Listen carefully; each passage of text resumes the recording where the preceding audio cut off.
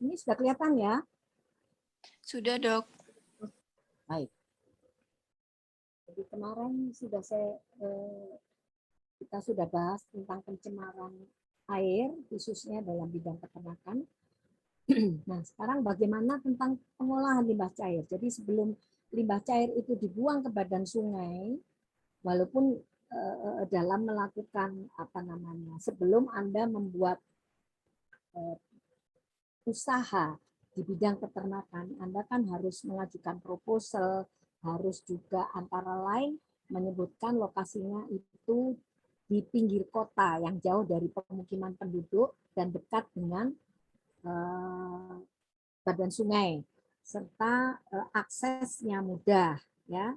Namun tetap pada saat operasionalnya Anda juga harus bisa menunjukkan bahwa usaha tersebut sudah meliputi atau sudah mencantumkan bagaimana instalasi pengolahan air limbahnya. Baik, ini saya review sedikit tentang karakteristik limbah cair. Jadi apa saja sih limbah cair itu, karakteristiknya seperti apa? Oleh karena mempunyai karakteristik yang kalau limbah peternakan itu lebih banyak ke bahan organik, ya, sehingga cemaran mikrobanya cukup tinggi. Oleh karena itu perlu ditreatment lebih dahulu sebelum dibuang ke badan sungai. Karena kita tahu badan sungai itu juga menjadi sumber untuk air di perkotaan. Ya. Selain juga untuk irigasi, juga digunakan untuk sumber atau bahan baku konsumsi manusia dan hewan piaraan. Kemudian karena bahan organiknya yang tinggi, maka limbah cair itu menjadi media yang cocok untuk mikroflora maupun fauna yang ada di air aquaculture-nya. Kemudian untuk bahan industri juga demikian, ya, membutuhkan raw material yang ada di dalam badan air, di dalam sumber air yang digunakan di dalam industri tersebut, dan limbahnya itu juga mengandung berbagai macam zat yang cukup berbahaya untuk lingkungan. Kemudian juga air seperti kita ketahui juga untuk transportasi, shipping, ya, terutama di daerah-daerah yang akses hubungan transportasinya masih belum dibangun dengan baik atau belum terjangkau oleh pembangunan jalan raya dan sebagainya, maka ketergantungan masyarakat untuk menggunakan transportasi air itu tinggi, ya. Selain itu juga fishing untuk para nelayan maupun para hobiers. Kemudian juga, nah ini untuk rekreasi, swimming, boating, dan untuk refreshing, ya, dengan kejenuhan kegiatan sehari-hari, maka kita perlu juga refreshing, misalnya di tempat-tempat dusun atau danau untuk penampungan wadah air hujan yang itu akan bisa digunakan untuk sumber air pada saat musim kering. Biasanya di situ juga ditata sedemikian rupa untuk menarik pariwisata. Hal-hal apa saja yang perlu ditreatment supaya kadarnya itu paling tidak minimal, atau kalau lebih bagus lagi kalau kadar bahan berbahaya tersebut bisa kita eliminasi, dihilangkan. Yaitu yang utama adalah bahan organik yang terlarut dan yang mengendap. Kemudian kalau itu bisa dihilangkan atau dikurangi, maka juga akan mengurangi bau yang tidak nyaman maupun rasa yang tidak nyaman.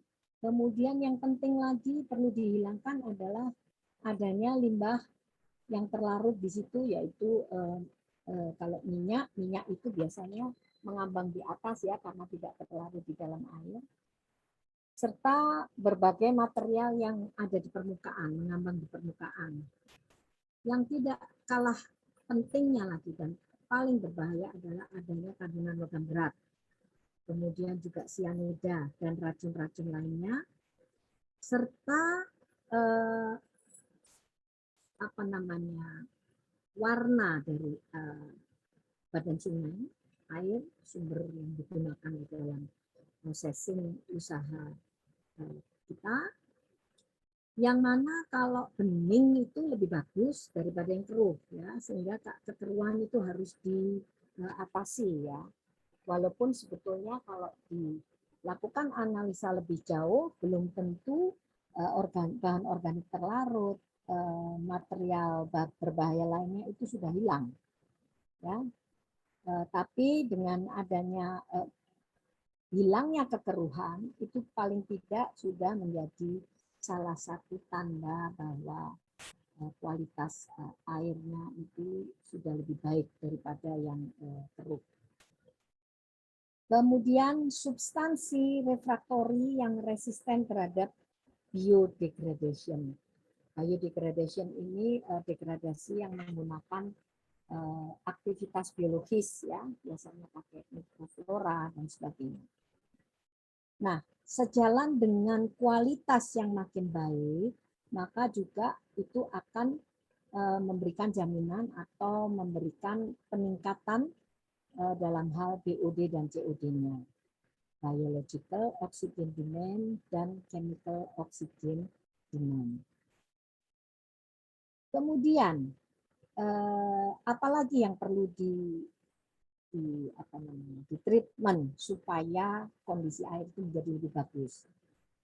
Yang salah satu variabel yang penting adalah pH, atau dalam hal ini mineral atau garam yang ada di dalam badan air itu juga harus kita buat sedemikian rupa sehingga balance, ya, pH-nya tidak terlalu alkalis dan tidak terlalu asam. Kemudian juga kandungan nitrogen dan fosfor, kemudian material volatile, material yang mengambang, ya. Kemudian kalau ada juga mungkin limbah yang tercemar radioisotop, ya, dan adanya mikroba berbahaya yang membahayakan kesehatan baik itu untuk kehidupan aquaculture minor maupun sampai yang ikan yang besar-besar, dan bahkan kalau itu tidak hilang itu bisa menyebabkan residu pada sumber pangan yang akan dikelola lebih lanjut masuk ke rantai pangan manusia. Dan temperatur yang tinggi itu harus dimanage sedemikian rupa. Kemudian bahan organik dan inorganik itu perlu dihilangkan, yaitu dengan cara apa? Dengan antara lain dengan analytical term yang digunakan untuk menilai adanya bahan organik dan inorganik. Saya sudah menyebutkan adanya biological oxygen demand, yaitu perkiraan kebutuhan jumlah oksigen yang digunakan untuk mendegradasi. Mendegradasi ini merusak sampai habis, ya, adanya bahan organik pada limbah cair melalui aktivitas populasi mikroba yang heterogen. Jadi ada mikroba tertentu yang dia mampu hidup di dalam air yang tercemar. Dan di dalam hal ini mikroba tersebut mampu melakukan degradasi secara menyeluruh. Ya, melakukan degradasi secara menyeluruh bahan organik di dalamnya. Untuk tercapainya BOD yang diharapkan, itu suhunya dibuat paling tinggi 20 derajat Celcius, ya, jadi dingin, ya, selama minimal 5 hari. Proses BOD ini akan bisa mencapai kadar yang diharapkan. Nah, jadi kalau dalam limbah cair, bahan organiknya itu tinggi, yaitu rantai C dan H, kemudian ini mikroba heterotrophs yang ada berbagai macam, dia akan melakukan oksidasi sehingga terbebaskan ini CO2 dan H2O-nya. Kemudian oleh bakteri Nitrosomonas yang akan merubah NH4+ ya, menjadi NO2- dan selanjutnya dilanjutkan oleh Nitrosobacter menjadi NO3.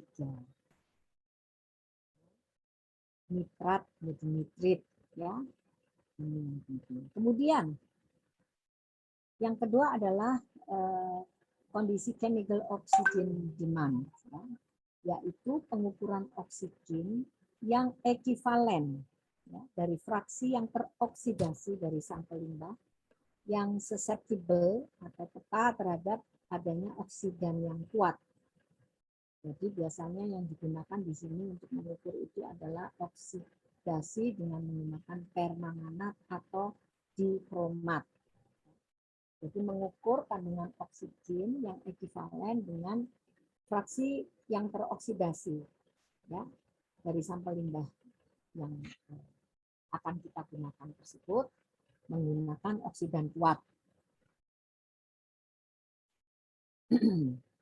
Kemudian total organik karbon dan total oksigen demand ini dipakai sebagai patokan untuk mengukur tingkat polusi pada limbah cair. Ya.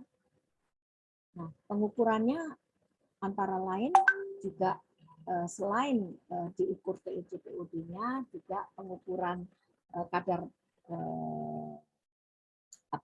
minyak dan grease ini partikel, ya. Kemudian dengan kadar fenol terhadap tanin dan lignin, kemudian agriculture chemicals, misalnya adanya kandungan pestisida, insektisida yang digunakan dalam agriculture, kemudian juga surfaktan dan dioksin, karena kita tidak bisa menghindari adanya penggunaan deterjen, ya, itu bisa menyebabkan terlarutnya bahan-bahan surfaktan dan dioksin. Seperti Anda ketahui, baru-baru ini juga ramai diperbincangkan adanya residu dioksin pada produk pangan asal hewan ya, di Jerman tahun 2019, 2018, 2019 waktu itu ramai dibicarakan karena apa? Kandungan dari dioksin yang tinggi, yang itu terdeteksi pada pangan asal hewan yang sudah dipasarkan di supermarket ya. Jadi lembaga konsumen dalam hari ini bukan hanya lembaga konsumen, tetapi juga pemerintahan di Jerman itu rutin mengambil sampel secara random ya, untuk melihat atau mendeteksi adanya bahan-bahan berbahaya terhadap produk pangan yang dikonsumsi manusia. Ternyata terdeteksi di situ, awalnya itu pada daging babi, di mana kandungan dioksinnya melebihi batas yang berbahaya.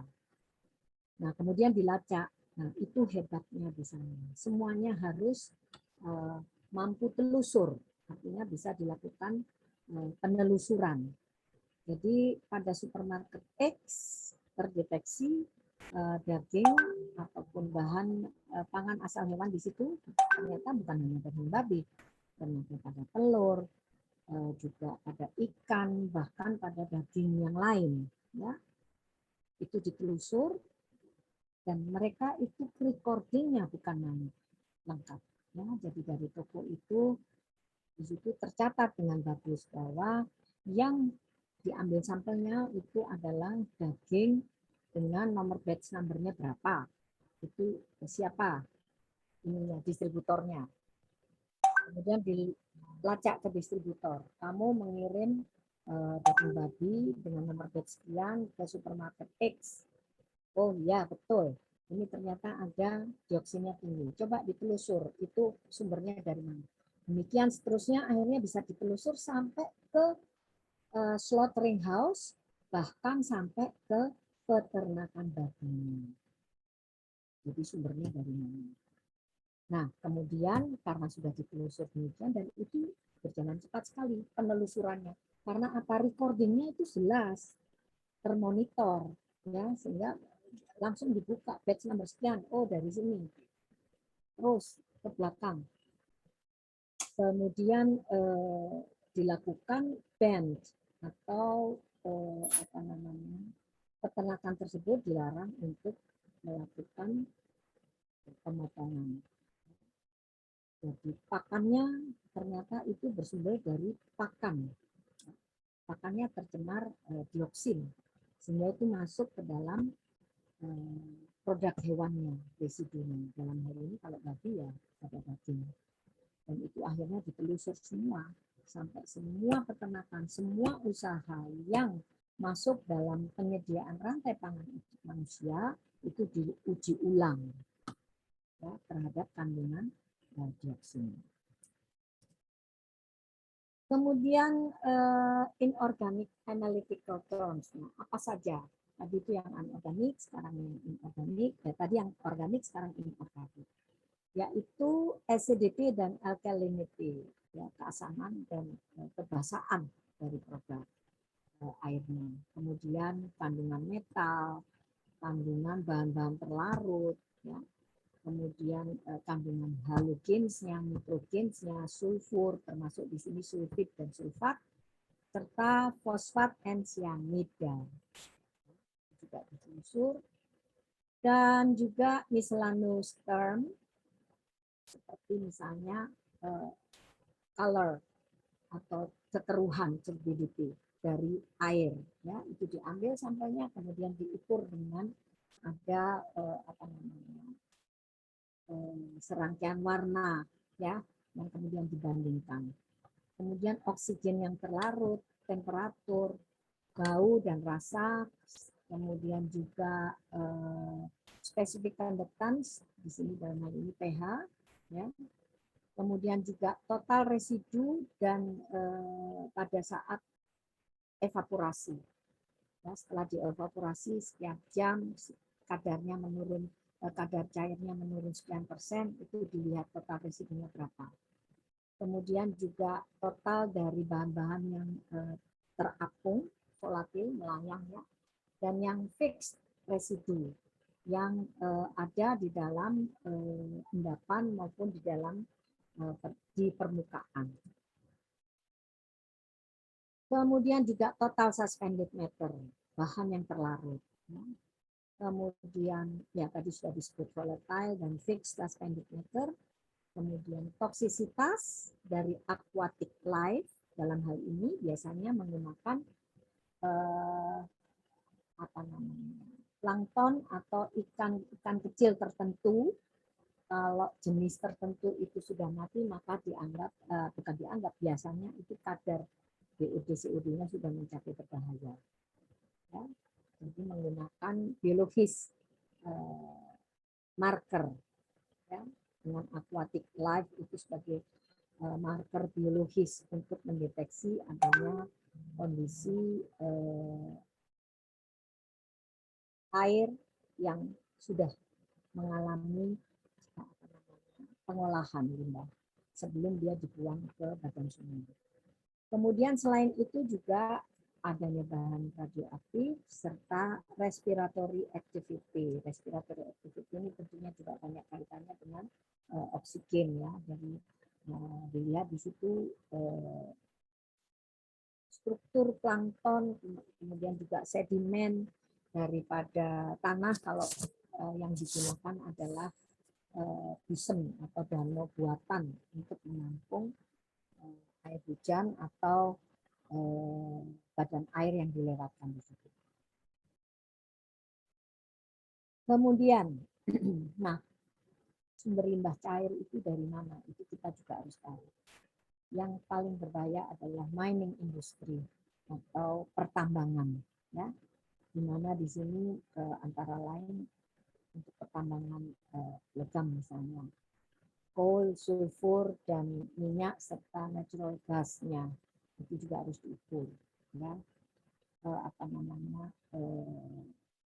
mining industri ini tidak terkecuali metal logam berat maupun yang lainnya. Ya. Kemudian dari agriculture, jelas di dalam peternakan dan pertanian itu, kalau pertanian jelas menggunakan pupuk. Ya. Kemudian juga untuk mengatasi hama itu biasanya disemprot dengan insektisida, pestisida. Pupuk ini antara lain mengandung NPK yang juga akan meresap ke badan tanah. Nah, sebentar.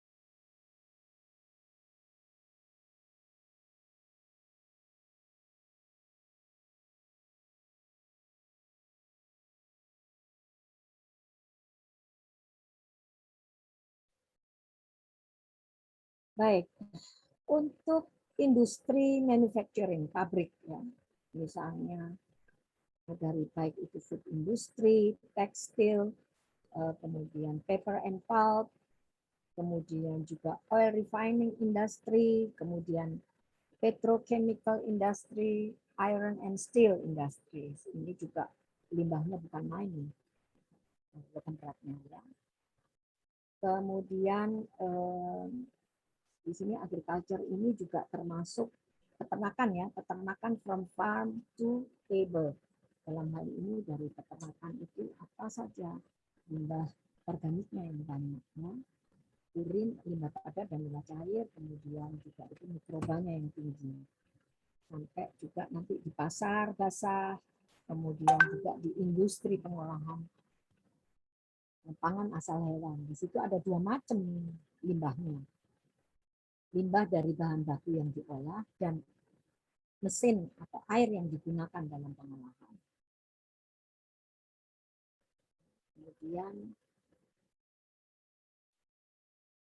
Kemudian juga industri leather, clothing, pottery and cement. Ini untuk bahan bangunan, ya. Keramik, ya. Juga industri kimia, supply untuk gas yang digunakan industri rumah tangga, ya. Juga thermal and atomic power plant. Ini misalnya untuk sumber listrik perkotaan, ya, itu pasti membutuhkan juga suplai air, karena mesinnya itu kalau berputar terus panas, dan dia akan juga perlu air untuk proses pendinginannya.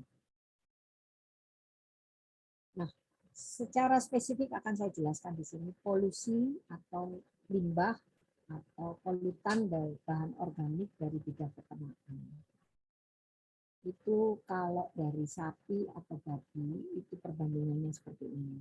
Jadi per ekor hewan, L ini limbah ekor hewan. Limbah per ekor hewan, ini satuannya, ya. Untuk sapi itu antara 45 sampai 135 limbah. Sedangkan babi hanya 13,5. Kemudian biological oxygen demand, kebutuhan BOD-nya per gram per ekor hewan. dibandingkan antara sapi dan babi. Sapi ini hampir 3 kali lebih ya dari babi. Untuk COD-nya juga demikian, kemudian sulfur-sulfidanya sekian, kemudian total nitrogen, ya, dan total fosfat. Bisa fosfat kira-kira separuhnya ya, kalau sedangkan total nitrogen ini yang tinggi juga beda sekali juga dengan sulfur-sulfidanya. Kemudian polusi air dan purifikasi, bagaimana cara purifikasi pemurnian air untuk membersihkannya seperti apa.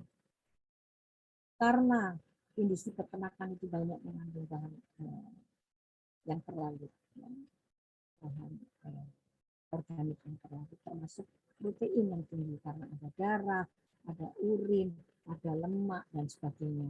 Itu masih banyak mengandung protein. Maka dengan enzim proteinase akan dipecah menjadi polipeptida, kemudian dengan enzim peptidase dipecah lagi menjadi lebih sederhana menjadi asam amino. Nah, di sini asam amino tersebut nanti akan dipecah lagi supaya membebaskan NH4, CO2, ikatan amin, merkaptan, H2S, dan CO2-nya. Sehingga asam lemak itu juga nanti akan dipecah, ya. Jadi asam amino dipecah menjadi ini, asam lemak yang ada di situ juga akan dipecah menjadi CH4 dan CO2. Dari polipeptida ini dipecah oleh peptidase menjadi asam amino yang lebih sederhana dan asam lemak. Di mana nanti asam amino itu akan dipecah menjadi ini dan asam lemaknya menjadi membebaskan CH4 dan CO2. Kemudian adanya glukose yang terlarut ya di dalam limbah tersebut. Itu juga bisa diolah ya sehingga dibebaskan CO2 dan H2O. Kemudian di sini C2H5OH, CO2 itu dibebaskan juga sama menghasilkan CH4 dan CO2. Kemudian dalam kondisi aerobik itu juga akan terkandung ya ada CH, NS, dan P yang mana itu akan diikat dalam prosesnya nanti menjadi CO2, H2O, NO3, SO4, PO4 ya, dengan sistem oksidase penambahan oksigen. Nah, dalam pengolahan limbah cair ini, kontaminan yang harus dikeluarkan itu fisik, yang secara fisik terlihat oleh mata, kemudian secara kimiawi kalau itu teridentifikasi, kita lakukan analisa rutin ya dari kandungan bahan kimia yang ada di dalam limbah dan secara biokimiawi. Metode yang digunakan harus seekonomis mungkin dengan tingkat kebutuhan pengolahannya disesuaikan. Tujuannya itu diolah untuk sumber apa? Yang paling bagus kualitasnya adalah yang berkaitan dengan kalau itu dipakai untuk sumber pengolahan bahan pangan langsung ya yang berkaitan dengan bahan baku pangan langsung misalnya di RPU yang hasilnya itu adalah karkas ayam dan retail ya misalnya ada potongan paha, ada potongan sayap, ada potongan dada dan sebagainya. Itu kan ayamnya dalam proses itu mulai dari hidup, kemudian pemeriksaan antemortem dan seterusnya itu ada tahapan di mana dia juga menggunakan air untuk membilas. Ya, dan airnya itu juga ditambah dengan antiseptik yang bisa yang aman digunakan itu. Yaitu biasanya menggunakan klorin dengan ppm yang sangat rendah. Jadi air ini yang dengan ppm klorin yang sangat rendah itu selain untuk mencuci karkas dan potongan retail tadi juga untuk mencuci peralatan pisau dan sebagainya. Dan itu limbahnya juga akan mengandung organik yang tinggi. Ya. Baik. Kemudian faktor yang tak kalah pentingnya yaitu yang pertama adalah pemisahan bahan yang kasat mata, bahan yang terendap, terlarut maupun mengambang, ya, melayang di dalam limbah tersebut. Kemudian juga itu yang perlu dihilangkan. Kemudian selain itu juga kita harus berprinsip bagaimana menghemat penggunaan air itu seminimal mungkin. Ya. Jadi penggunaan air itu harus dipakai sedemikian rupa, jangan terlalu boros. Kalau sudah cukup ya kerannya dimatikan dan seterusnya. Kemudian hal ini juga yang perlu dipertimbangkan bagaimana proses itu bisa diperbaiki dari hari ke hari. Jadi maintenance-nya, kemudian kalau perlu juga pengelolaannya yang lebih bagus. Kemudian juga bahan limbah ini sebaiknya bisa didaur ulang lagi. Jadi industri pengolahannya, instalasi pengolahannya itu mengolah air limbahnya sedemikian rupa, kalau bisa nanti muter lagi, masuk lagi untuk digunakan dalam processing itu. Jadi kalau memang kualitasnya masih bagus, bisa digunakan langsung, ya, atau dia dibuang ke badan sungai dengan catatan tadi sudah sesuai BUD COD-nya dan kandungannya, disesuaikan dengan kebutuhan. Kemudian juga yang perlu diidentifikasi adalah perbandingan jumlah limbah dan kualitas dari air yang diproduksi tersebut. Kemudian juga pengukuran BOD dan COD-nya harus lebih tinggi dari 0,6 setelah dilakukan treatment. Sampai di sini ada pertanyaan? Silakan kalau ada pertanyaan.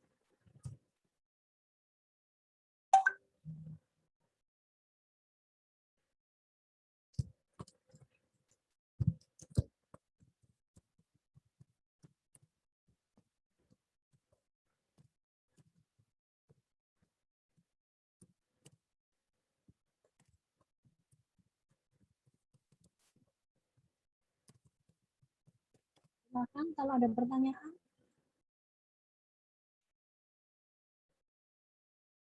Belum ada atau Anda nggak tahu mau tanya apa?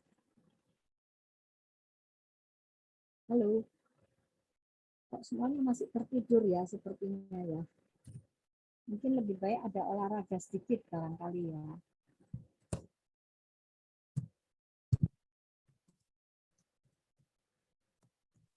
Belum ada, dokter. Ada, oke. Saya lanjutkan kalau begitu.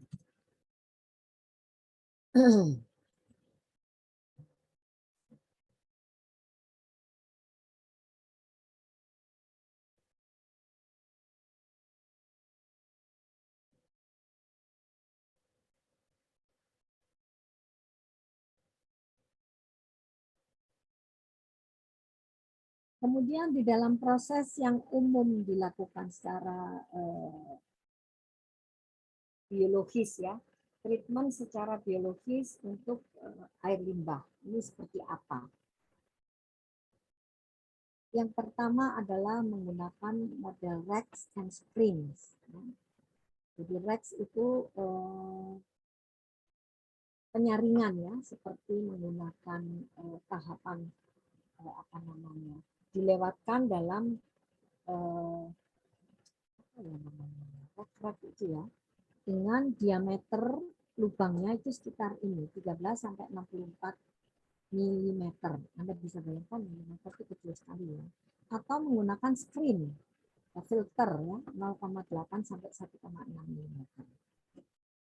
Ini berguna untuk melindungi pompa dari benda yang apa namanya, kalau bahan padatnya itu runcing-runcing, maka pompanya itu bisa tergores ya. Jadi penyaringan ini untuk melindungi pompanya supaya dia masih bisa tahan untuk digunakan dalam pengolahan selanjutnya. Kemudian dilakukan sedimentasi, yaitu memisahkan partikel padat yang lebih berat berdasarkan gaya gravitasinya yaitu dia akan terendapkan ke bawah, ya. Kemudian bagian yang lebih ringan dia akan mengambang, dan bahkan yang paling ringan dia akan yang melayang, kemudian yang paling ringan akan mengambang. Ya. Kemudian flotation, yaitu bahan padat yang mengapung di atas itu akan dijaring, ya, dengan natural flotation. Setelah melalui proses sedimentasi tadi, massa yang bisa mengambang itu akan tetap mengambang, kemudian itu akan disaring, diambil.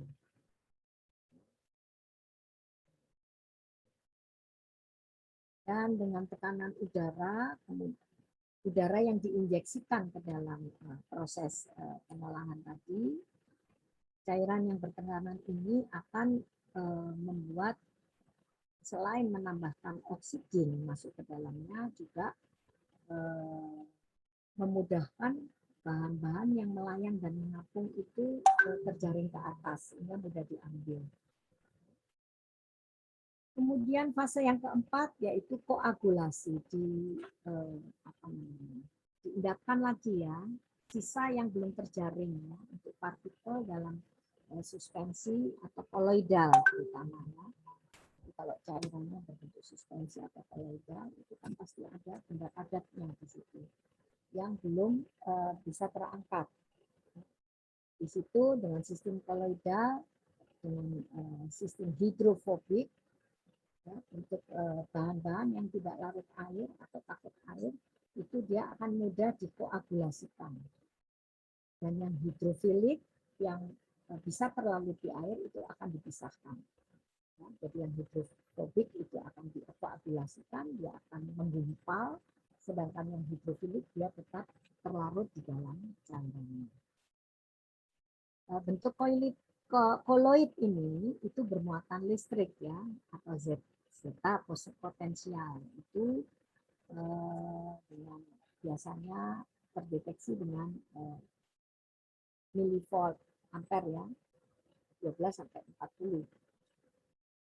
Kemudian koagulannya itu sangat berbahaya, ya, karena dia dapat mengurangi zeta potensial tadi. Kemudian yang koagulan tambahan, ya, untuk mengkoagulasi tadi, ya, misalnya dengan silika aktif atau dengan polyelektrolyte. Ya.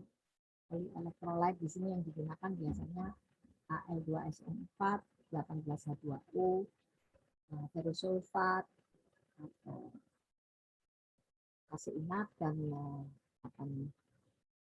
dari ferroklorida. Ya. Jumlahnya kalau Anda lihat ini 1 sampai 2 ppm. Rendah sekali, ya, 1 sampai 2 per bukan persen tapi per mil. Ya. Sangat rendah sekali. Kemudian dilakukan reduksi presipitasi dan oksidasi. Di sini ditambahkan biasanya garam kromium dan yang diambil itu adalah garam kromium dan sianida. Dengan cara dipresipitasikan, diendapkan. Kemudian aerasi terus dilakukan dan ditransfer ke tabung yang untuk menampung air yang sudah diberikan. Nah, itu tadi adalah secara fisik, ya, secara kimiawi fisik, ya. Kemudian kalau secara mikrobiologis, prinsipnya adalah ditambahkan bakteri pembusuk. Ya, bakteri pembusuk ini untuk menfermentasi atau menguraikan limbah yang mengandung bahan organik. Kalau secara alamiah sebetulnya bisa, ini secara alamiah itu di dalam air limbah pasti ada bakteri pembusuknya. Namun kalau hal ini dibiarkan secara ilmiah, waktunya itu lama sekali. Padahal kita membutuhkan produksi air limbahnya itu terus berjalan, sehingga ini kan harus terus bersirkulasi.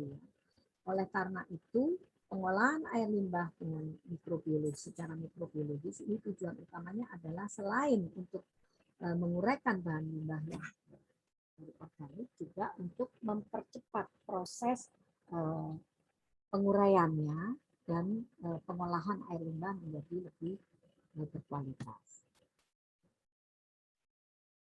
Yang pertama adalah dengan menggunakan lumpur aktif. Apa sebetulnya lumpur aktif? Lumpur aktif ini lumpur yang ditambahkan di situ mengandung mikroba pengurang. Ya.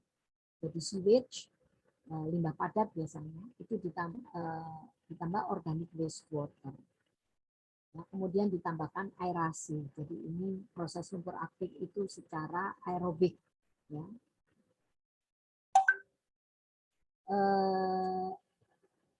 Kemudian di sini flocculant microbialnya itu ditambahkan, jadi activated sludge.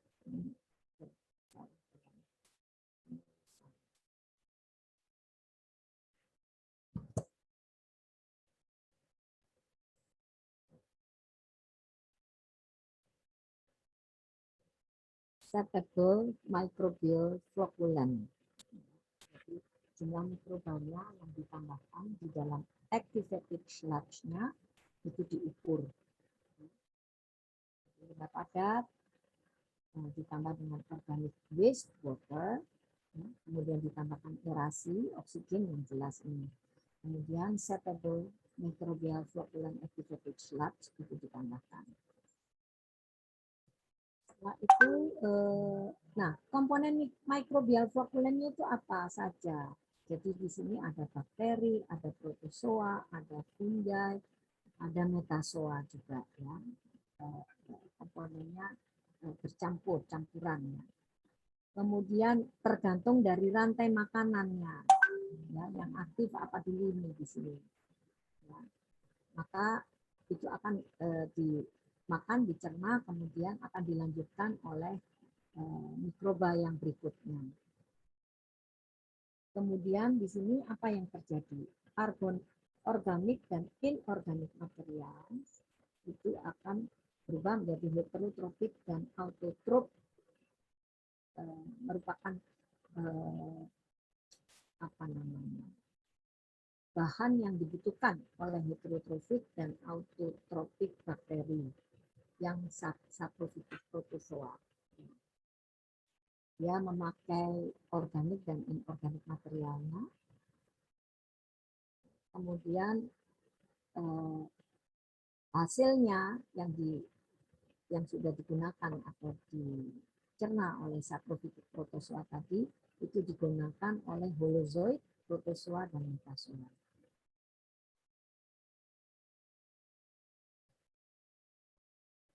Kemudian di sini yang perlu diketahui yaitu rasio BOD, biological oxygen demand, dibanding nitrogen dan fosfat, P-nya yaitu 100 dibanding 5 dibanding 1. Jadi yang paling rendah adalah P, N-nya 5 kalinya, dan BOD-nya 100. Kemudian selain itu dapat ditambahkan juga NH4SO4, NH4SO4, NH4Cl, atau urea sebagai sumber N atau P kalau perbandingan ini belum tercapai.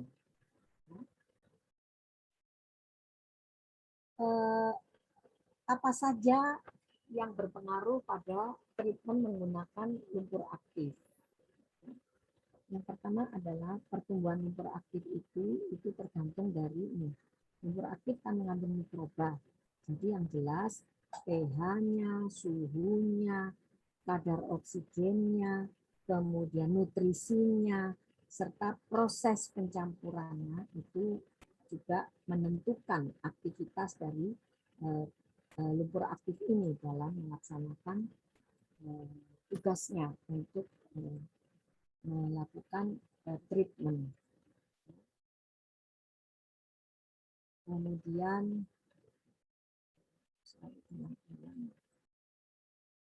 baik. Sampai di sini ada pertanyaan?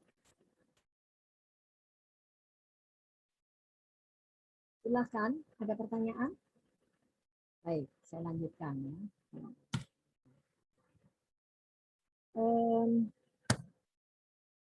Kemudian juga yang perlu diperhatikan adalah penambahan oksigen pada sludge tersebut. Kita harus pastikan bahwa mikroba yang digunakan adalah untuk proses fermentasi anaerobik ya, dan jumlah oksigennya juga harus diukur. Dan parameter yang diukur lainnya adalah konsentrasi sludge-nya, kemudian juga konsentrasi dari kontaminan organiknya seberapa tinggi, kemudian level dari POD/COD-nya, dan sludge retention time. Aktivitas aktif dari sludge yang mengandung mikroba tersebut itu seberapa lama. Kemudian untuk keamanan air. Kenapa harus dilakukan pengolahan limbah cair? Karena kita harus menjamin ketersambungan, kontinuitas dari keamanan air yang digunakan untuk selanjutnya masuk ke dalam badan air. Karakteristik dari mutu air itu dibutuhkan untuk bisa dimanfaatkan, baik untuk sumber untuk air minum ataupun untuk industri pengolahan. Kemudian nilai baku mutu air ini merupakan persyaratan mutu air yang disiapkan oleh yang dijamin ya, dan itu yang menentukan adalah negara atau daerah pemerintahan daerah dalam suatu negara. Dan ini dilaksanakan untuk melindungi lingkungan, tapi cukup memberikan toleransi bagi pembangunan industri. Artinya industri diminta untuk tetap beraktivitas, namun pemerintah itu juga mengontrol bagaimana air limbah yang dihasilkan. Sehingga pengendalian pencemaran itu tetap bisa seimbang dengan nilai ekonomis yang dicapai. Jadi katakan limbahnya itu cukup tinggi, maka perusahaan tersebut juga harus bertanggung jawab untuk menjamin bahwa air yang sudah digunakan dalam proses industri itu sebelum dibuang ke badan air, ke badan sungai, harus terjamin kualitas keamanannya. Ya. Kemudian, nah ini sebagai tambahan saja ya, antara lain adalah kalau badan air itu digunakan untuk bahan baku air minum. Standar untuk air minum itu parameternya ada fisik, kimiawi, biologis, dan radiologis. Ini standar fisiknya, nanti Anda bisa lihat mulai bau, jumlah zat padat, kekeruhannya, rasa, suhu, dan warna. Jadi rasa, suhu, warna, dan bau ini serta jumlah kekeruhan ini nggak bisa dimanipulasi ya. Ini akan berbanding lurus ini. Semakin keruh maka dia juga akan mempengaruhi rasa, suhu, dan warnanya, dan baunya tentu saja. Kemudian parameter kimia anorganik ya. Di sini kandungan Hg, aluminium, arsen ini termasuk logam-logam berat ya. Barium, Fe, fluorida, kadmium, dan kesadahan yaitu CaCO3-nya. Juga nilai maksimumnya harus terawasi, terkontrol seperti ini. Kemudian juga di sini klorida, krominium, manggan, natrium, nitrat, dan seterusnya. Serta pH. pH-nya ini alkalis ya, 6,9 sampai 9. Batas minimum dan maksimumnya ini harus betul dapat deteksi dengan baik, dikendalikan dengan baik. Kemudian parameter mikrobiologis ya. Jadi coliform tinja atau coliform yang ada di dalam feses, kalau untuk air minum ya harus 0. Sedangkan untuk total coliform juga demikian, namanya saja coliform ya. Walaupun bukan yang berasal dari tinja, tapi kalau dari kontaminan lingkungan maka itu juga harus 0. Artinya apa nih? 95% dari sampel yang diperiksa selama setahun. Jadi pengambilan sampelnya berapa kali? Kalau ditengarai dalam pengambilan sampel itu ada nilai yang tidak sesuai standar, besoknya diambil lagi. Tetapi kalau masih dalam range standar, masuk dalam nilai standar, biasanya pengambilan sampelnya tidak perlu tiap hari, tetapi mungkin per minggu. Ya, kemudian itu pengambilan sampel maksudnya di sampling ya. Nah, 95% dari sampel yang diperiksa selama setahun itu menunjukkan hasil rata-ratanya nol. Nah, di sini masih boleh kadang-kadang ada 3/100 ml sampel air, tetapi nilai ini tidak ditunjukkan pada sampel yang berturut-turut pengambilannya. Jadi misalnya selisihnya seminggu, atau bahkan kalau kurang dari seminggu, maka tidak boleh dalam pengambilannya berturut-turut, angkanya itu 3/100, 3 kali 10 pangkat min.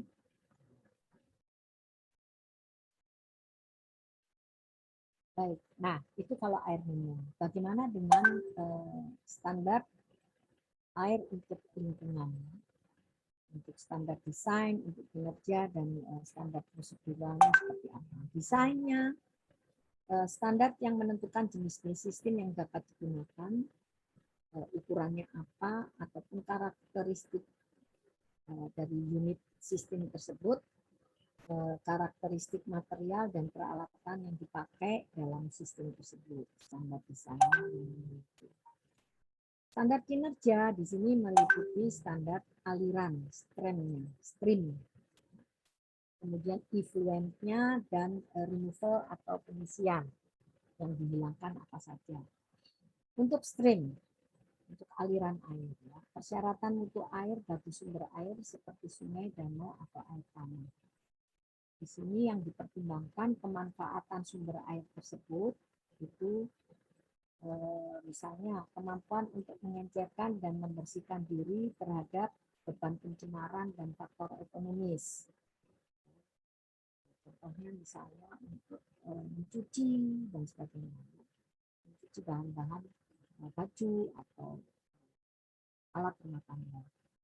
Kemudian juga untuk menentukan berbagai batasan zat-zat yang boleh ada di dalam aliran tersebut, misalnya oksigen yang terlarut, ya, itu minimal adalah 4 mg per liter. Kemudian untuk standar effluentnya.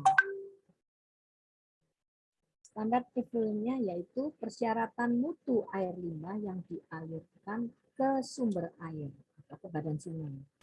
Yaitu di sini mempertimbangkan pemanfaatan sumber air yang bersangkutan itu untuk apa? Misalnya hanya untuk kolam renang beda syaratnya dengan untuk seperti yang saya jelaskan yang lalu ya. Untuk kolam renang itu beda persyaratannya kalau itu untuk sumber air minum misalnya. Beda lagi juga kalau itu untuk industri berat misalnya dalam industri pabrik mobil, pabrik sepeda itu berbeda tentunya dengan kalau itu industri pengolahan misalnya. Dan pemanfaatan sumber air ini berhubungan juga dengan faktor ekonomi dari pengelolaan ipalnya, instalasi pengolahan air limbahnya. Kemudian di sini juga menentukan batasan zat-zat yang boleh dibuang ke dalam aliran air yang terbuka, artinya ke badan sungai, dari setiap sumber air limbah yang dihasilkan. Kemudian standar removal. Jadi di sini ini menentukan prosentase zat yang harus dihilangkan selama pengolahan air limbah tersebut. Kemudian standar prosedural. Di sini adalah standar yang dipakai untuk mengatur prosedur administratif dalam mendapatkan izin usaha persetujuan suatu proposal lingkungan tersebut. Contohnya kalau Anda mau membuat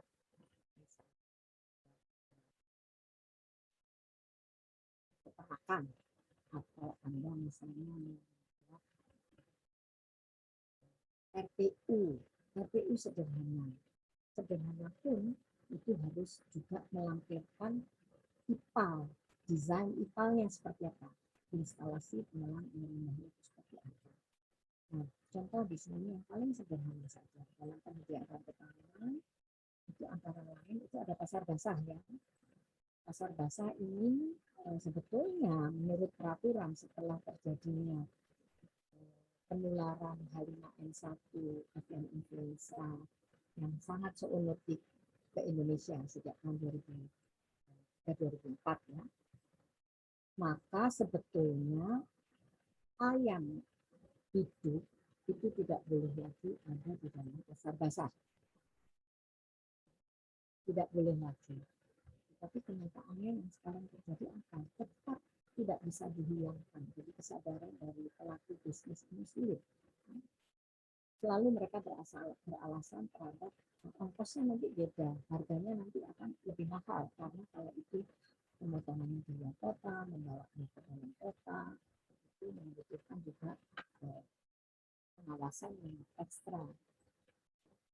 Nah, oleh karena itu tipal dari pasar basah ini juga berubah karena dia menyangkut juga di situ ada tempat pemotongan unggas yang mana tipalnya itu sesuai dengan standar RTU rumah pemotongan unggas. Jadi air limbah dari pasar basah yang dimana di situ ada aktivitas tempat pemotongan unggas, maka tipalnya itu juga harus terkontrol, terkendali, terstruktur, misalnya sudah harus tertentu, gitu.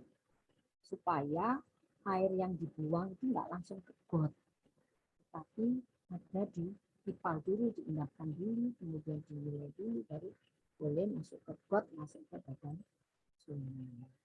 Jadi ada yang bilang, loh ini kan pasar basahnya ada di tengah kota, nggak mungkin air got ini dipakai dari sumber untuk sumber air minum. Nanti kan dialirkan sampai ke instalasi pengolahan air minum kota, yang mana itu tempat penampungan air limbah seluruh kota, kemudian oleh unit dari PDAM itu dilakukan pengolahannya, supaya setelah betul-betul aman dia masuk ke badan sungai. Coba tolong Anda perhatikan bagaimana sistem bangunannya seperti apa. Di pasar basah itu tipalnya ada nggak satu. Kedua, aliran air limbahnya mengalir kemana? Apakah ke got-got, adakah tempat penampungannya, dan sebagainya. Kalau mungkin Anda jalan-jalan ke Surabaya nanti kalau pandemi ini sudah menjadi endemik, Anda tentunya bisa jalan-jalan ke Surabaya. Anda boleh lihat ya, ada di sini pasar-pasar sehat, pasar sehat. Dulu ada dua pasar besar utama pasar sehat Surabaya itu yang mendapatkan funding dari kerjasama antara USDA dan FAO, di mana di situ ditambahkan IPAL, industri pengolahan air limbah, yaitu di pasar Wonokromo dan pasar yang di Kapas Kerampung, Tambah Rejo, pasar Tambah Rejo. Itu ada IPAL-nya. Jangan tanya pada pasar-pasar lainnya. Ya, pasar Pabean dan pasar Genteng itu sebetulnya juga cukup besar. Pasar Genteng itu sudah ada IPAL-nya dulu karena itu peninggalan Belanda. Namun dalam perjalanannya pernah dalam suatu masa IPAL ini tidak difungsikan. Sehingga bau dari cemaran air limbah dari pasar basah ini juga nyampe ke tempat pemukiman penduduk, yang mana pasar Genteng yang waktu zaman Belanda itu sudah di pinggir kota, dengan perkembangan kota yang sedemikian pesatnya dari kota Surabaya, akhirnya juga ada di tengah. Pasar Pabean pun juga demikian. Ya. Baik, sampai di sini ada pertanyaan? Silahkan. Sudah tinggal tiga slide lagi. Baik, kalau tidak ada saya lanjutkan. Bagaimana mencegah agar limbah atau air limbah itu tidak terlalu kotor. Tentunya kita tahu semua air limbah itu pasti kotor lah. dan ujung-ujungnya itu dialirkan ke got lingkungan. Nah, ini harus memenuhi standar yang berlaku, ya. Biasanya pemerintah daerah itu akan memberikan tuntunan, ya, akan memberikan persyaratan. Oleh karena itu ada pengolahan air buangan. Tadi sudah saya sebutkan, ya, air buangan, semua air ada zat cair yang tidak lagi digunakan sekalipun kualitasnya mungkin masih pada range baik. Misalnya air buangan industri jelas tadi sudah saya uraikan, dan air buangan domestik, misalnya rumah tangga. Kita ke aktivitas kita sehari-hari, jadi air dari kamar mandi, air dari pencucian pakaian, perabot rumah tangga, pengolahan makanan di dalam proses penyediaan makan di rumah tangga.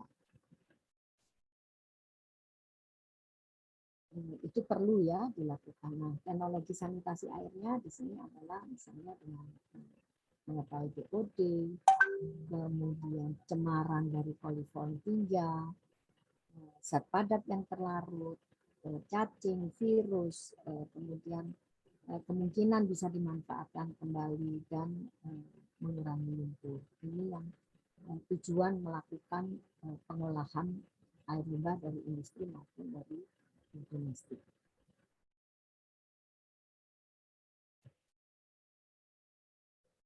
Untuk tujuan itu, maka perlu secara rutin dilakukan sampling guna mengetahui kualitas air limbah yang dihasilkan, entah itu dari industri atau dari dari kegiatan rumah tangga. Sampel air ini diambil dengan cara mengambil sebagian sesedikit mungkin sehingga mudah untuk dibawa, ditransportasi, dan diperiksa di lab. Ya. Namun itu juga sudah mewakili kualitas badan air yang diteliti. Nah, caranya gimana? Jadi Anda bisa mengambilnya dari selokan yang keluar di dalam got. Kalau rumah tangga itu kan pasti ada drainasenya keluar ke got. Ya. Kemudian yang terbaik adalah misalnya Anda harus tahu aktivitas rumah tangga tersebut. Misalnya kalau jam-jam sedang mempersiapkan untuk masakan, itu pasti lebih banyak limbahnya adalah dari limbah dapur. Tapi kalau aktivitasnya pagi sekali, mungkin itu hanya air untuk air mandi atau wudhu misalnya. Ya. Kemudian kalau malam juga demikian, setelah habis kegiatan malam, misalnya habis makan, itu setelah bersih dapur dan sebagainya itu ada lagi. Nah, sebaiknya ini diambil paling enggak sedikit-sedikit ya, dari pagi, siang, dan malam. Kemudian itu nanti dicampur, dijadikan satu, kemudian diambil dan CC untuk sampel. Karena kalau Anda ambil pagi saja, siang saja, dan malam saja, itu yang diperiksa, pasti itu hasilnya akan beda. Bisa saja Anda melakukan itu, misalnya untuk rumah X, itu Anda periksa pagi seperti apa, siang seperti apa, malam seperti apa. Banding-bandingan kelompok yang misalnya limbah dari pemukiman padat penduduk, dan misalnya limbah dari rumah tangga di perwangi elit, itu bisa menambahkan aktivitas industri domestik. Baik, itu yang bisa saya jelaskan di sini. Apakah ada pertanyaan? Silakan.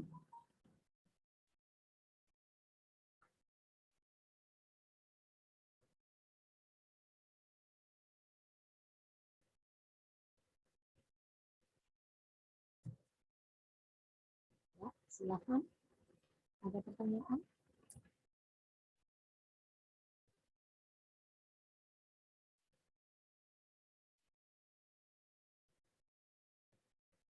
Silakan.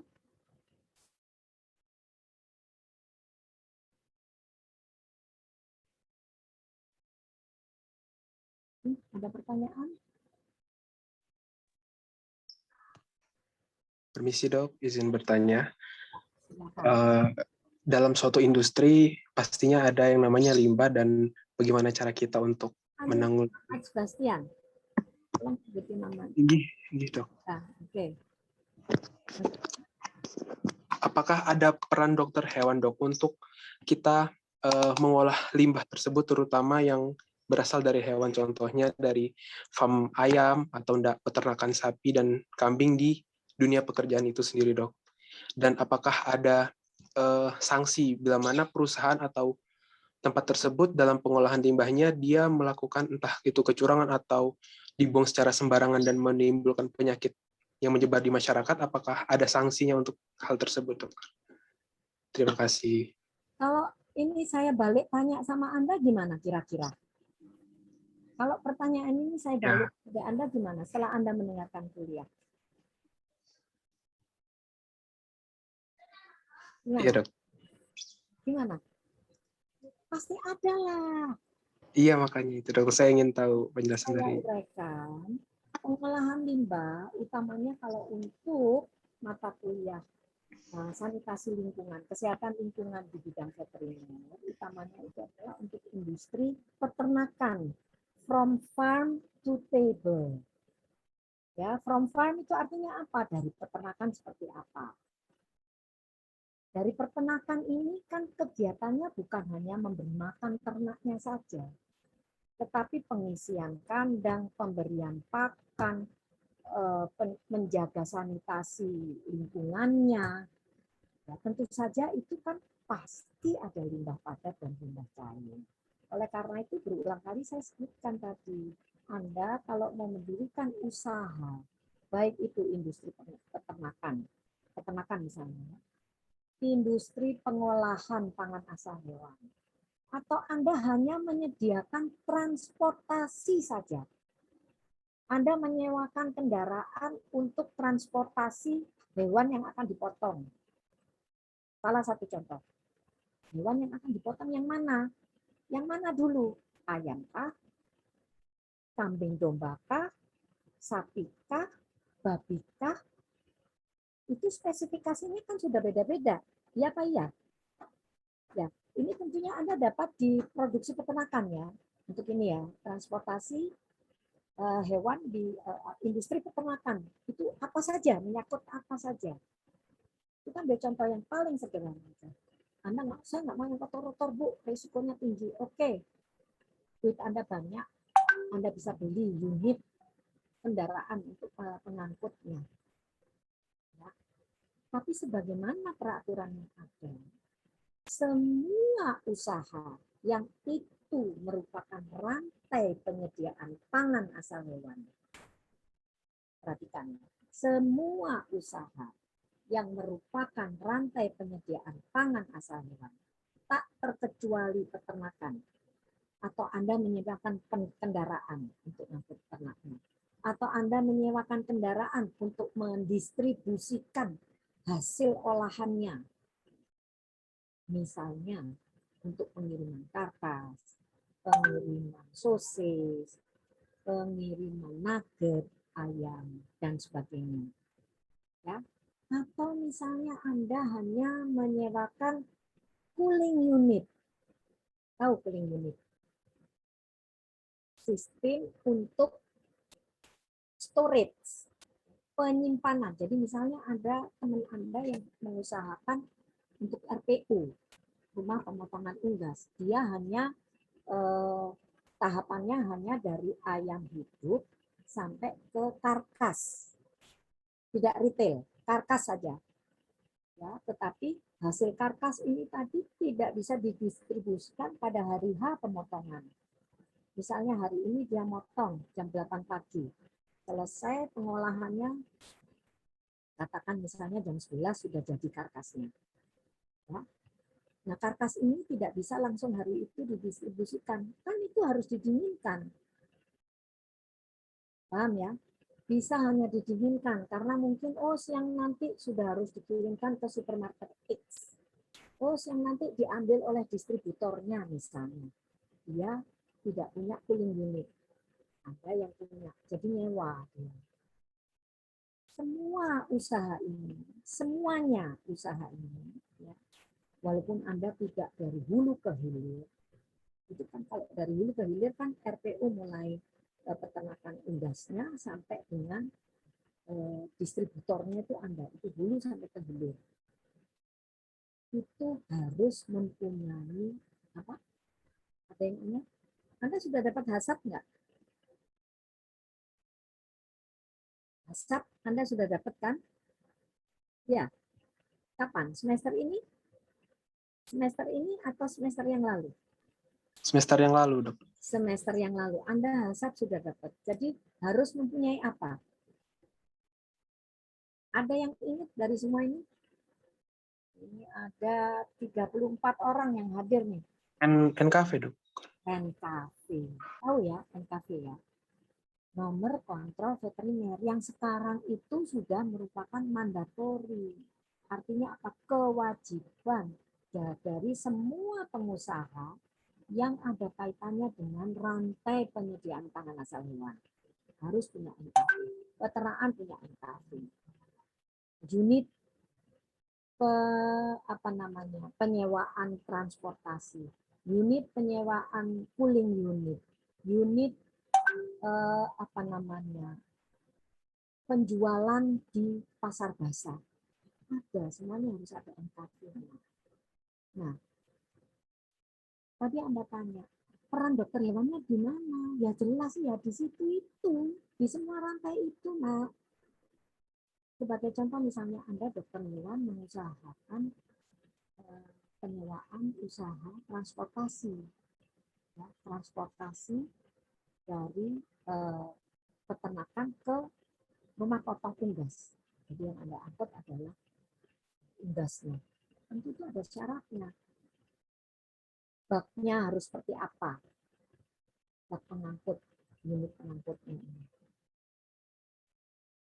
Yang jelas harus antara lain dari NKV itu tahapannya adalah yang dinilai adalah masalah animal. Kalau itu ada hubungan dengan, masih ada hubungan dengan hewan hidup. Paham ya? Jadi Anda ngangkut dari peternakan ke rumah pemotongan unggas. Itu kan hewannya hidup. Jadi animal welfare-nya harus diperhatikan. Kalau Anda nggak memenuhi itu, ya nanti oleh tim pengawas dalam hari ini yang mengeluarkan NKV siapa? Dinas provinsi tentunya. Tapi itu didelegasikan pada dinas peternakan daerah dalam hal ini. Kalau ada di Banyuwangi ya, karena dinas provinsinya kan di Jawa Timur. Tetapi semuanya itu merujuk pada Dirjen Peternakan dan Kesehatan Hewan. Jadi itu berantai. Pengawasannya didelegasikan pada dinas peternakan setempat. Tapi Anda mengajukannya ke dinas provinsi. Rujukannya, Anda tembuskan ke dinas peternakan setempat. Kemudian juga nanti juga diajukan ke dinas ke Dirjen Peternakan dan Kesehatan Hewan. Kalau masih hewan hidup, itu mungkin di Keswan. Tetapi kalau sudah menyangkut proses pemotongannya, itu ke Direktur Kesmafet. Paham ya? Jadi fungsi dokter hewan di mana? Ya jelas di situ dokter hewan yang tahu. Syaratnya animal welfare untuk pengangkutan unggas itu seperti apa? Ya, welfare, animal welfare itu apa saja sih? Anda masih ingat? Masih ingat Muhammad Sebastian. Animal welfare. Ada yang masih ingat di sini? Ini yang lainnya kok jadi nggak aktif ya, apa namanya?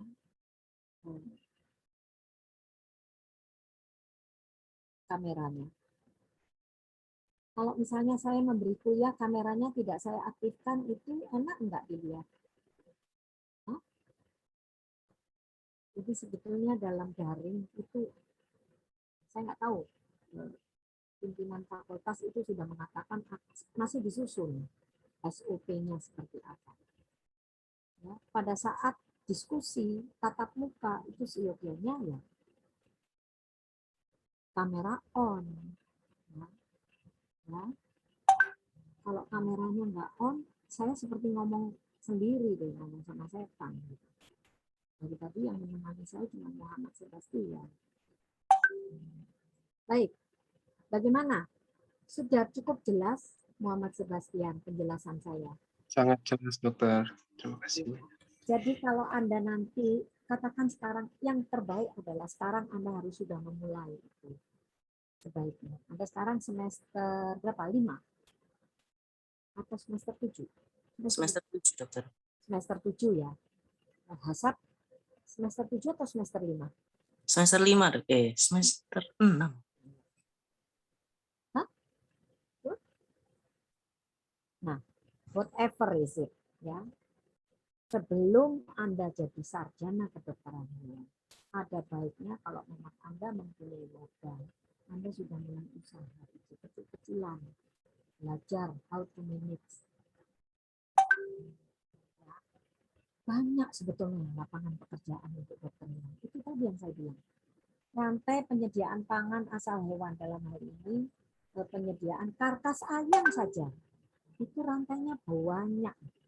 Peternakan unggasnya itu sudah usaha. Penyewaan angkutan itu sudah usaha. Angkutan ayam hidup ke RPU itu sudah usaha. Nanti angkutan karkas ke distributor itu sudah usaha. Angkutan dari distributor ke outlet masing-masing itu juga usaha. Cuman jenis angkutannya apa, persyaratannya apa, itu beda loh. Mengangkut hewan hidup dan mengangkut produk pangan asal hewan. Paham ya? Karena kalau produk pangan asal hewan, misalnya karkas ayam, produk olahan asal ayam, misalnya itu nugget, sosis, dan sebagainya. Semuanya itu harus ada rantai apa? Rantai apa? Dingin untuk jaminan keamanan pangannya. Kemudian RPU. RPU itu juga bisnisnya dokter hewan. Yang sekarang belum diutik-utik adalah, jadi sebetulnya tempat pemotongan unggas itu kan sebenarnya nggak boleh di pasar-pasar. Tetapi itu tidak bisa dihilangkan. Dan pemerintah dalam hal ini masih bisa menyetujui ya, tetapi tempat pemotongan unggas ada bedanya ya, tempat pemotongan unggas dan rumah pemotongan unggas itu beda loh ya, persyaratannya juga beda ya. Tetapi yang dipenuhi itu hampir sama, tetap ujung-ujungnya adalah jaminan keamanan pangan bagi konsumen. Jadi ini tidak bisnisnya dokter hewan loh. Nggak main-main dokter hewan. Cuman kalau Anda misalnya sudah bekerja di satu perusahaan, dokter hewannya nggak perlu banyak-banyak. 1-2 orang itu sudah cukup di satu RPU misalnya. Nah, di tempat pemotongan unggas. Misalnya Anda, iya betul, katanya Bu Suli ini juga perlu diawasi. Misalnya Anda mengusahakan tempat pemotongan unggas di pasar X di Banyuwangi. Ada baiknya Anda membuat tempat pemotongan unggas yang sudah tersertifikasi NKV. Ada nggak kira-kira di Banyuwangi? Sudah ada belum? Belum? Belum? Itu sudah satu topik judul loh itu. Ada berapa pasar di Kabupaten Banyuwangi? Pasar basah yang menyelenggarakan tempat pemotongan unggas. Ada berapa? Coba cari. Anda telisik di situ. Ada enggak NKV-nya? Punya enggak orangnya NKV? Cari. Itu sudah topik itu, skripsi. Ya, dasarnya latar belakangnya apa? Nah, latar belakang peraturan mandatori NKV untuk usaha rantai penyediaan pangan asal hewan. Dalam hal ini unggas. Ya, paham apa enggak paham? Judul itu, Anda cuma nggak perlu pemeriksaan lab. Anda mencari bukti aja. Ada nggak NKV-nya Pak? Ini bertanggung jawab ini siapa? Oh nggak ada. Ada izinnya nggak? Oh ada izinnya dari pengelola pasar. Oke, Tapi Anda sudah mengajukan nggak? Anda tahu nggak bahwa Anda harus punya NKV? Itu sudah beberapa checklist kuesioner yang perlu Anda buat untuk dimasukkan dalam studi Anda. Ya, jadi dengan sedikit-sedikit seperti ini kita membantu sebetulnya. Kalau kalau Kabupaten Banyuwangi luas banget, Bu. Oke, kotanya saja dulu. Kota Banyuwangi itu ada berapa pasar-pasar? Beberapa aja nggak apa-apa. Nanti yang lainnya di kota kecamatan. Itu ada lagi juga yang memiliki. Kalau mereka belum punya NKV, apakah mereka nggak tahu kalau harus mengajukan NKV? Nggak tahunya karena dia tidak mau tahu atau tidak pernah diberi pengenalan tentang NKV. Beda ya. Tapi kalau Anda pakai ini, nanti jangan sampai terkesan Anda menyudutkan teman-teman di Dinas Peternakan. Saya yakin teman-teman di Dinas Peternakan sudah punya komitmen, punya kemauan besar memberikan pemilihan ini. Pasti. Cuman masalahnya pelaku pasarnya mau ngerti nggak? Jangan sampai ada pelaku pasar yang itu juga dokter hewan atau yang pernah mengecam pendidikan kedokteran hewan tapi nggak mau tahu. Nah ini yang bahaya. Paham ya, Muhammad Sebastian? Cukup jelas nggak penjelasanku? Sangat jelas, dokter. Sangat jelas. Oleh karena itu, contoh yang saya berikan ini tadi, itu bisa Anda pakai untuk skripsi. Ya, tapi bukan eksploratif laboratoris, tapi survei. Survei kepemilikan sertifikat NKV dari pelaku pasar penyediaan pangan asal hewan. Wah, bagus itu. Cari di level peternakan, di level atau kalau peternakan itu ngapain aku nyewa kendaraan untuk ngangkut ternakku ke tempat pemotongan unggas atau ke rumah pemotongan unggas. Aku punya kok kendaraannya. Oke, punya ya. Berarti NKV-nya harus 2 itu. NKV untuk peternakan dan satunya NKV untuk transportasi. Ya. Atau mungkin itu bisa dijadikan satu. Flowchart-nya seperti apa? Flowchart dari usahanya dia. Peternak unggas itu harus benar sesuai dengan. Jadi semuanya basicnya harus ilmiah ya. Anda kembalikan pada keilmuan yang sudah Anda dapatkan selama kuliah. Paham ya? Cukup jelas uraian saya. Cukup jelas. Anda jangan takut. Aku nanti, skripsiku apa ya? Jangan takut. Banyak. Dari hasap aja itu. Kalau Anda memilah hasap itu bukan hanya untuk pangan asal hewan. Memang tujuannya adalah keamanan pangan. Tetapi ada juga good manufacturing practices. Contoh misalnya, saya nggak tahu di Banyuwangi ada nggak? Kalau di Jombang itu ada usaha pembuatan, tahu bolanya badminton, kok. Tahu ya? Tahu? Ada yang suka main badminton. Kalau nggak suka main, tapi kan pernah nonton kemarin. Ya toh, Indonesia lo dapat emas. Masuk nggak ngerti. Koknya itu ada industrinya di Jombang. Dan itu diekspor. Nggak main-main. Saya nggak tahu di Banyuwangi ada nggak. Tapi misalnya nggak ada. Misalnya ada usaha apa ya, bahan baku bulu untuk kok. Jadi dari pemotongan unggas atau dari RPU itu Anda ambil bulunya, Anda sortir, dipilah-pilah, dibersihkan sampai bersih. Setelah bersih ada prosesnya, itu prosedurnya. Flowchart-nya juga ada. Setelah bersih Anda kirim ke Jombang. Itu juga usaha. browsing di internet. Ya. Bulu untuk kok, bahan baku bulu untuk kok, bola badminton, cari. Latar belakangnya apa? Ya Indonesia loh juaranya badminton. Kita harus memfasilitasi. Dan saya yakin Pak Jokowi akan, kalau Anda mendirikan UMKM itu akan ditunjang sekali. Untuk nyari kreditnya kan mudah sekali loh itu. Kalau Anda menjadi apa namanya pendahulu di situ, ya. Baik, ada pertanyaan lainnya. Saya senang kalau ada pertanyaan seperti ini dan aku semangat loh ngomong kayak gini, memprovokasi mahasiswa. Karena apa? Saya udah pensiun, tetapi sebenarnya banyak sekali yang harus kita eksplor. Ya, jangan takut kehabisan judul. Banyak kesmafet itu judulnya. Bidang zoonosis ada.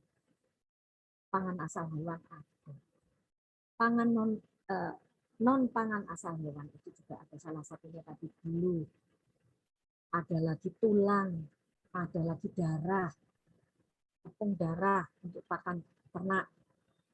Nggak tahu ada nggak di situ. Kalau belum ada, Anda bisa. Ya.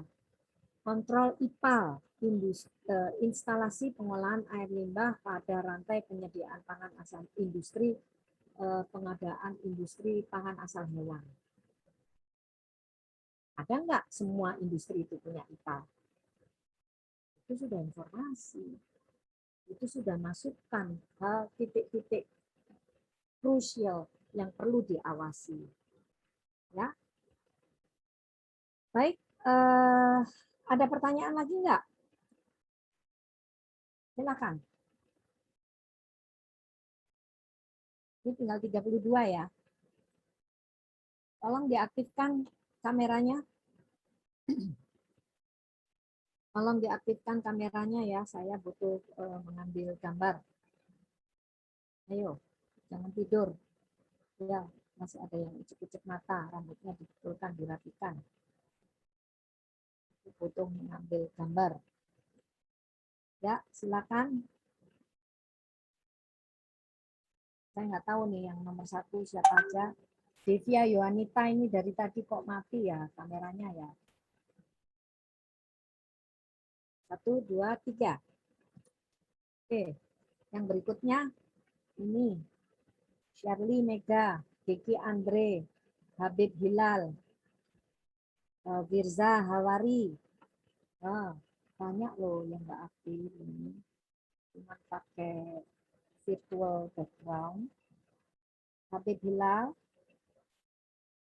Firza Hawari. Baik. Oke. Hafizatur. Saya cuma bisa ngelihat ini jilbabnya. Nah, itu biar kelihatan cantiknya loh, Kak Ketok, Mbak. Walaupun Anda sini mungkin nggak kelihatan. Yuk. Kameranya rusak katanya. Oke, sebentar ya. Kita ambil fotonya. 1, 2, 3. Oke.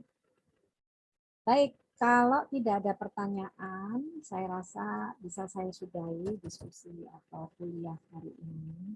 Sebetulnya saya berharap diskusinya lebih banyak lagi ya. Karena apa? Seringkali memang mahasiswa itu bingung nyari judul. Padahal judul itu orang Jawa bilang itu sak pekruk loh untuk bidang kita. Sak pekruk, betul sak pekruk. Jadi Anda nggak perlu takut, ya. Itu belum yang penyakit loh. Penyakit lebih banyak lagi. Ya, baik. Anda setuju ya? Kita akhiri hari ini jam sekian 10.41 nih masih seharusnya hari kan sampai 10.50 ya. Jadi ini 10.41 saya akhiri. Saya berharap dengan diskusi ini akan semakin terbuka wawasan Anda supaya tidak takut membuat proposal penelitian. Ya, saya sudah pensiun, tetapi kalau Anda ingin diskusi dengan saya silakan. Anda tahu nomor saya. Tapi sebaiknya sih tidak ada dokter prima ya. dan dokter-dokter yang lain yang ada di Banyuwangi. Saya rasa mereka juga sudah punya wawasan sama dengan saya. Ya, saya berharap kita semua tetap sehat dan sukses selalu untuk mengembangkan bidang peternakan. Selamat siang, salam sehat. Terima kasih dokter. Terima kasih dokter.